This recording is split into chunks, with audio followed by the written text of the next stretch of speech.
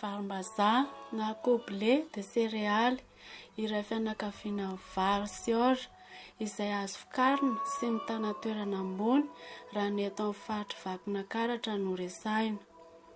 Anisan'ny tena ahafantarantsika azy dia izy akora fototra amin'ny karanana lafarinina mba hanamboarantsika ireny karazana mofo maro izay hohanintsika andavanandro ireny. Fanampin'izany dia maro koa ny karazan-tsakafo vita aminy toy ny koba ravina, lasopy varimbazaha, varimbazaha sy vary, salady varimbazaha, blé cantonné sy maro hafa tsy voatanisa. Sehatra iray miroborobo tokoa raha ny fanapoahana katsaka sy vary ho sakafo.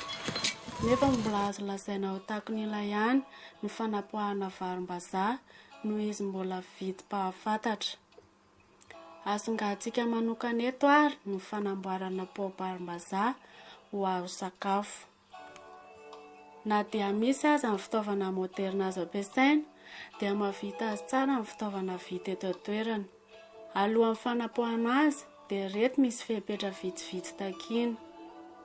Rehefa matoy tsara izy dia hotazana, kapohana, diovina ary amainina tsara.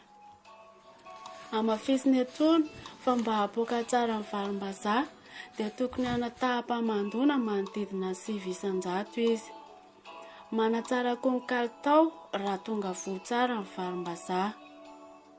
Toy izao ary ny fomba fanamboarana ny pao-varimbazaha. Arotsaka ao anaty vilany ny varimbazaha sahabo 3 kilao. Avy eo endasina mandritra ny 20 minitra eo no eo.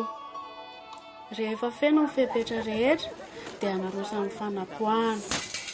Rehefa vita ny fanapoahana dia azo hohanina avy hatrany ny vokatra.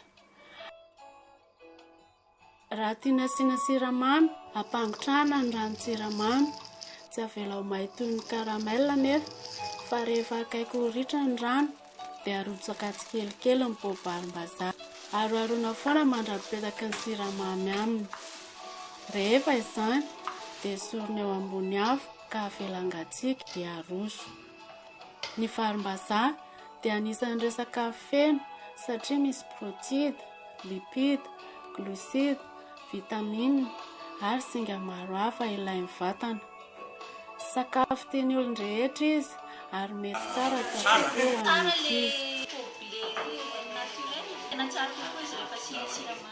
Azo atao fampidiram-bola ho ao-tokantrano tsara izy io satria tsy sarotra ny mikarakara azy sady tsy be masonkarena. Azahoana atao be. Tsy voatery amentsika daholo ary ny vokatra rehetra azontsika, fa maro ny sakafo azo avy amin'ny varimbazaha ary iray amin'ireny ny pao-varimbazaha.